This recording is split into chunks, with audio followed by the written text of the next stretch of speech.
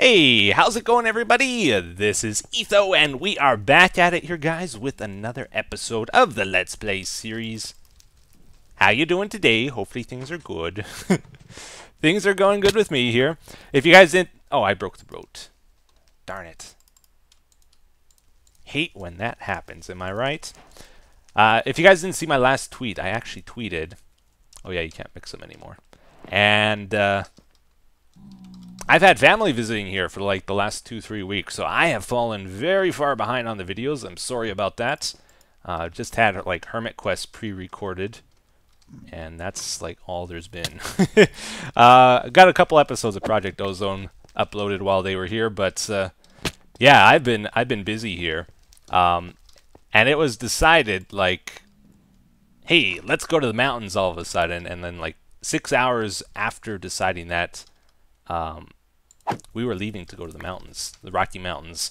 So I just got back from that, had a lot of fun, and my family went back today, and now it is time to get back into some sort of routine here, hopefully. So let's get back to it here. So I built this thing. I was trying to make a launcher to get up to our tunnel there, and I'm having quite a bit of trouble with it because it's inconsistent, right? Like if you go slow, that goes up before you go over top it. So I wanted to see, maybe we can do it a little bit smarter. Like, try to make it so this pressure plate and this pressure plate both have to be down so that, like, the boat is centered, like in the middle there, before it tries to launch. Because right now it's like, if either of these gets stepped on, it gets launched, which is not good. It doesn't really land, does it? It's gotta be a visual glitch, I think. If I stand here, yeah, it lands on my head then. Okay, so I tried something here. I kind of added in an AND gate, so when both of these are down, see, like if we just step on one or the other, it doesn't work, but they both have to be down, and then that goes up, right? Turns out, though, that doesn't really work because the AND gate is just too slow, and I don't think there's any way to speed it up. So if we're going slow, it works just great. Look at that, perfect. But if we got any speed going, then it's not going to work so good. See, it went up, but we were long gone by then. Lesson of the day here. If you're playing single player, pressure plates go on the left and the right, like this. If you're playing multiplayer, if you want this to activate, you got to put the pressure plate here. Because that one extra block from the piston, that one extra block of boat travel time before it gets over here, helps to deal with the lag on the server, while in single player that's not really a problem. And it's kind of hit and miss on a server. In single player this I think will work just about every time though. But I'm having one more problem. Let's get like some real distance here, just to make sure we don't skim over top it. So that's full speed, no problem, which is pretty cool. The problem we're having now is a lot of the time, let's go a little bit slower here. A lot of the time, we hit our head. You see that? Like, we hit our head going over top this thing. And you see that, like, weird little movement of the boat there when we hopped out? There's nothing above us. Nothing at all for quite a ways here, and we're still hitting our head. Okay, here we go. This really clearly shows the problem. So, sometimes we get launched, sometimes we don't. And to be honest with you, I don't know exactly why. Is it because the game's not treating that as a slime block sometimes? Like, it's just pushing us up one block, and then looks like we're going higher because of, like, client-server desync? I'm not sure.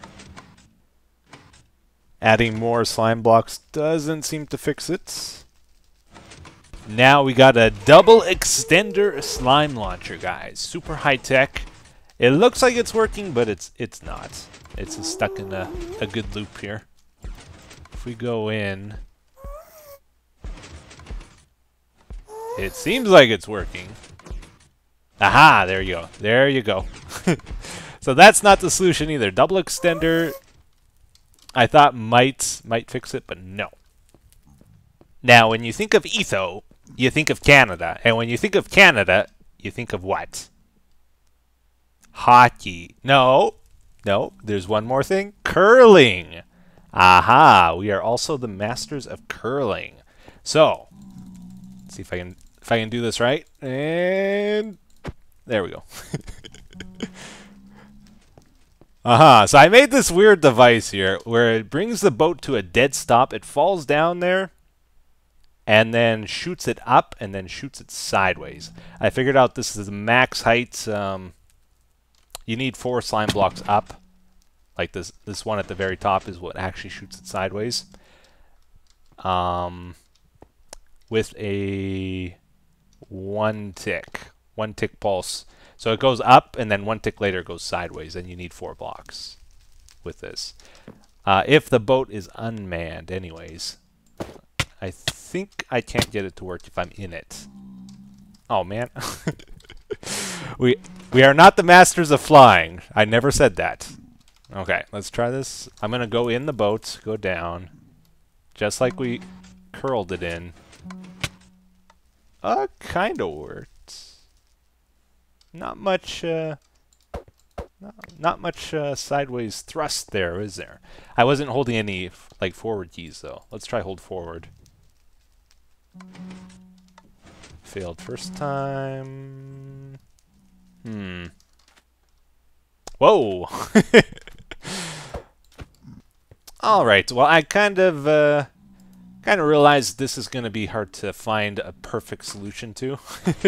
So this is what I decided to do. Just keep it simple. I put it right at the end here. So if you fail the first time, you'll land back on it anyways. And whoa. And you'll for sure get up. No problem. Might take 1 or 2 tries. Sometimes it'll work the first time. And then when we go back, because it's right at the end there, we'll just float over top of it. Aha.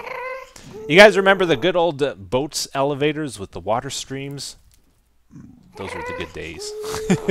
And then Notch is like, you know what? Those are glitchy. Those don't make sense. They disobey physics.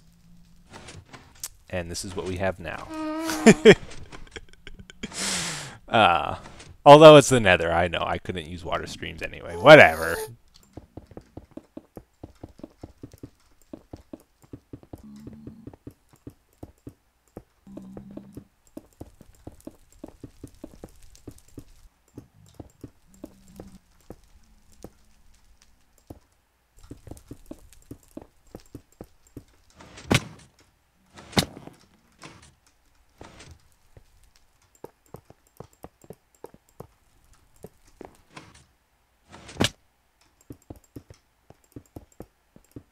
All right, very cool, guys. Very cool. This is like totally done now. Woohoo! So this is what it looks like. It's just like a random collection of purpur, sandstone, glass, and cyan clay, or terracotta as it's called now. I'll probably continue calling it hardened clay though. This is what we got on the outside. Let's check out the outside first. Kind of a big purple thing. All right, let's go down into the inside of the tunnel. Woohoo! So I did the triple track thing. If you don't know why I do this, it's just to prevent mobs from spawning on the ice, which is really, really annoying if it does happen. There's a reason I don't use normal ice, isn't there? Maybe not. Maybe I should switch over. I kind of feel like I had a reason for not using it before, and now I'm questioning it. Anyways, another big change over here is I got rid of all the chests and storage and garbage I just keep leaving laying around. It's gone. Finished up our little enchanting area here. It's nothing too fancy. And you might be like, Etho, you dum-dum. You can't have an enchanting station without a crafting table, or like, where's your lapis and your books and stuff? Look at it. These are crafting tables. And we have a sneaky chest back here. That's all we need in life. Can even access it from here. Look at that. Got our ender chest, our anvil. So that is all good. And I think we're going to get out of the nether finally.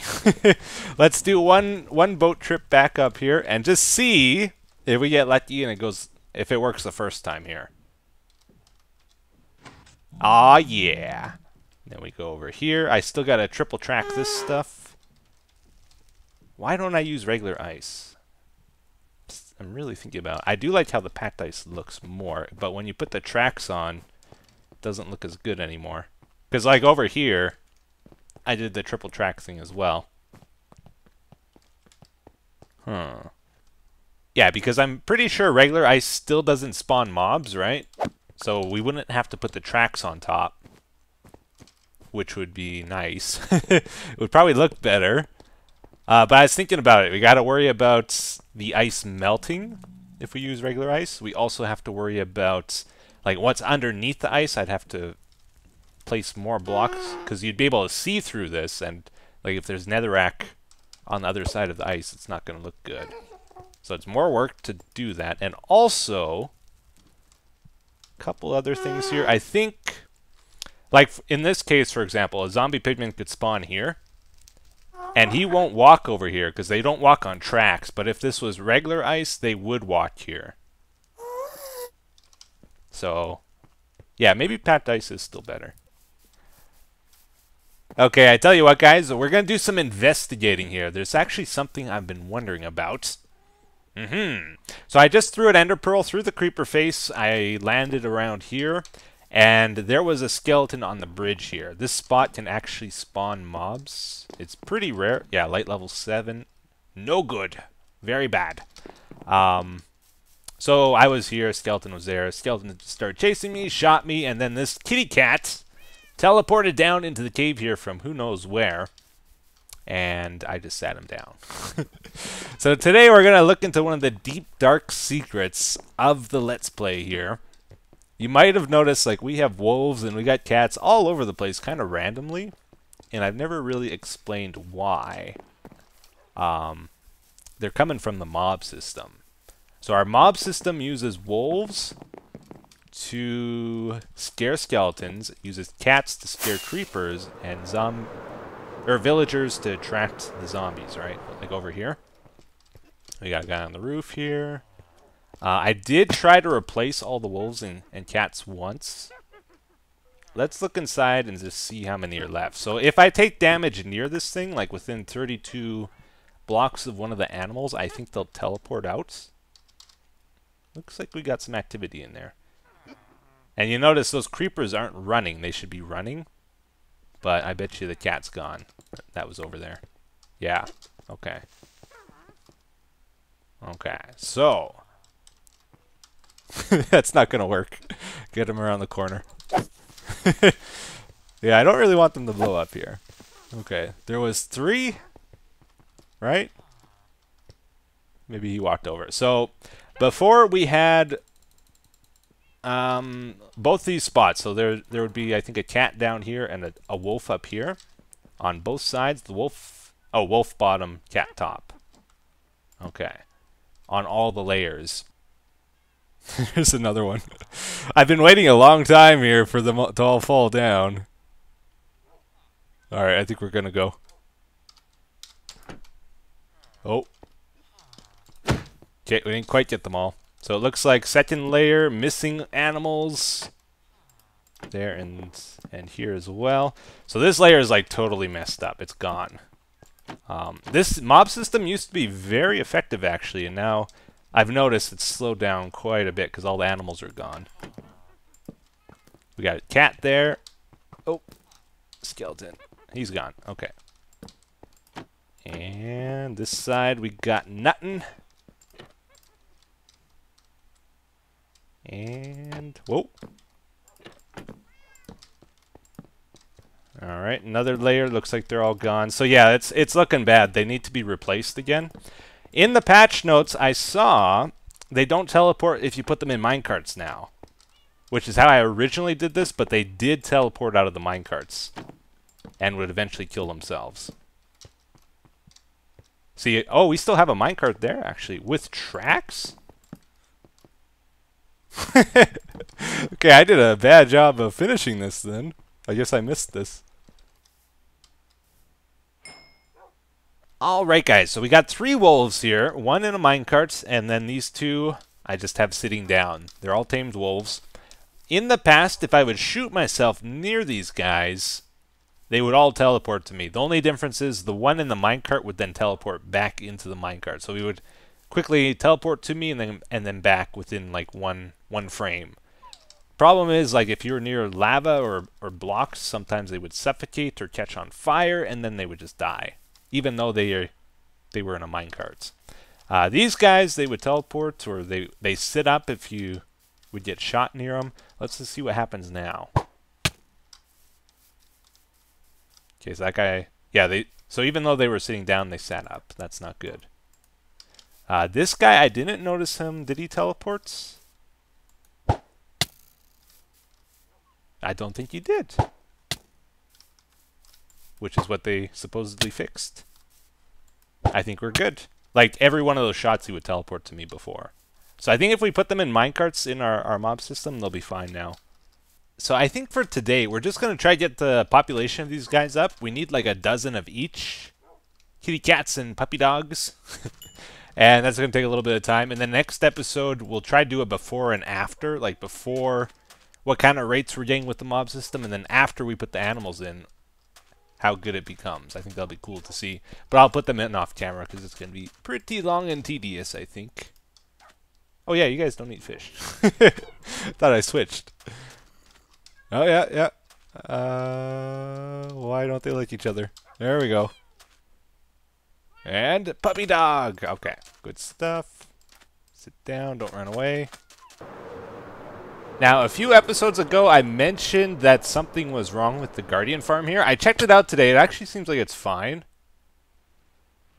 Like, look at that. That's pretty good. There's quite a few in there. I did notice there's a lot of zombies. They pick up the ink sacs, and then they get stuck there forever. So I gotta go in and kill them every so often. Is there a way to prevent that? I guess if we put lighting down here, they'll stop spawning in the reeds, right? Is that where they're coming from? Yeah, I think so. Okay, that's what we'll do with that. But yeah, this is good. This is all good still. Is it wool or is it wool? Wool or wool? I say wool, but now I'm questioning myself. Wool. Uh-huh. Wool.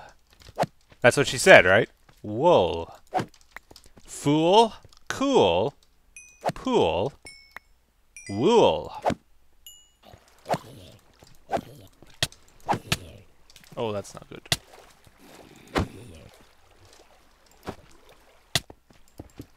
Okay, guys, so I think what we're going to do here, I've been talking about extending this path here. Right now it goes up to the windmill, and that's it. It dead ends, but it actually goes like from the windmill, follow it down, goes through Sandy City, connects right up to the man cave. So it's about 200-300 blocks long right now.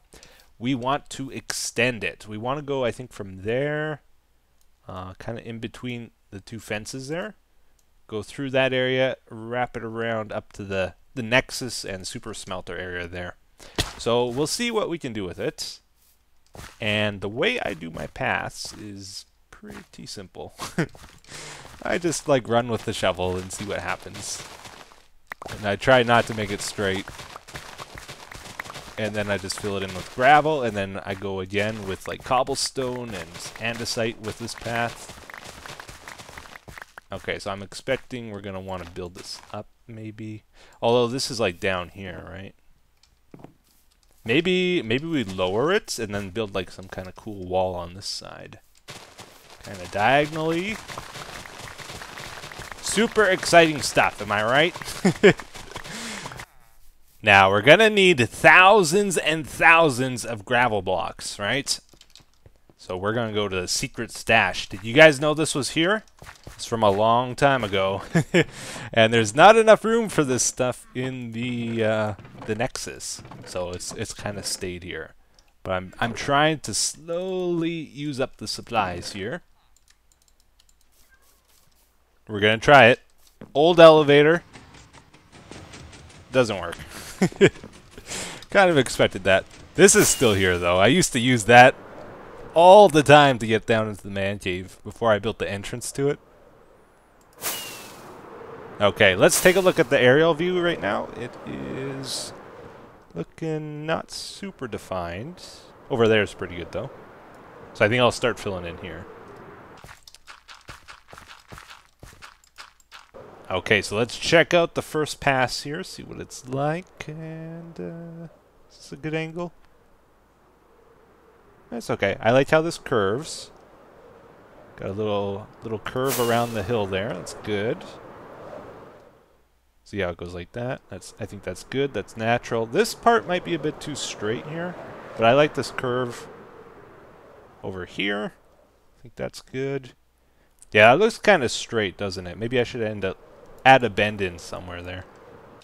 Okay, very good, very good. So this is our alternate path. I'm going to change this side back to grass, I think, and then we'll use this one instead. Let's look from a distance here. It's always good to get a distance viewpoint. So before it was going straight through, now it's going to have a bend in it. And hopefully that'll look better. I like it. I like it a lot. So we're going to go with it. So yeah, this is kind of strange. While I was working on the path here, this guy decided to teleport to me. While sitting down, he wasn't walking or anything. He teleported here and he was sitting down as soon as he teleported. He didn't move at all. And also, I didn't take any damage when it happened. I was just like moving around. And then he was here all of a sudden. So I don't know, maybe a chunk loaded or unloaded and then he teleported for some reason. I'm hoping it doesn't happen when we put them in the minecarts, because I really don't want to redo that thing for like a third time. Alright guys, well I think that's going to have to do it for today's episode, so let's get to the comment of the day, and let's do it by the river. We never go to the river, and I really like this river. It looks so nice. Still have some torches here, it's not quite finished. I'm actually terrified to do anything here, because if I update this water, there's no putting it back. You can't do that anymore. So I gotta be really careful with any changes. But yeah, here we go. It says, is anyone else curious how Etho's sleep schedule is doing, or is his headphones are still duct taped? Yes. Not duct taped, super glued. Super glue is amazing stuff. They actually are still holding, like the super glue hasn't broken. I thought I'd have to reapply it eventually. Still good. It's amazing. It's like it never broke.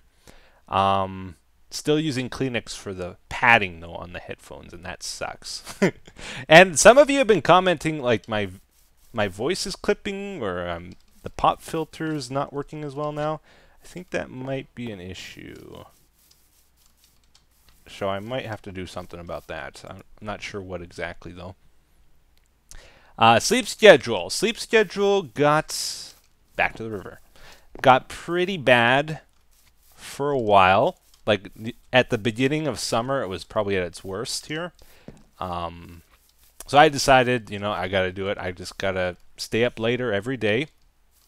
And it got to the point where I was like waking up at nighttime and going to bed during the day, and that sucks.